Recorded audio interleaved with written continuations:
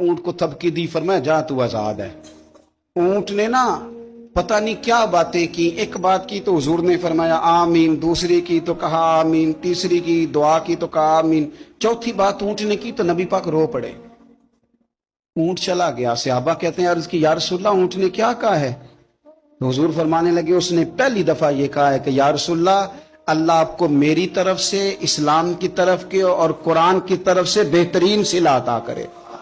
تو میں نے کہا آمین، اور پھر اس نے کہا دوسری دعا دی، اے اللہ کے پیارے رسول صلی اللہ علیہ وسلم، جس طرح آپ نے آج میرا خوف دور کیا ہے، میں دعا کرتا ہوں اللہ آپ کی امت سے قیامت کا خوف دور کرے۔ اور میں نے کہا آمین۔ تو نبی پاک صلی اللہ تعالی علیہ وآلہ وسلم فرماتے ہیں پھر اس نے تیسری دعا کی، عرض کی یا رسول اللہ صلی اللہ تعالی علیہ وسلم، جس طرح آج آپ نے میرا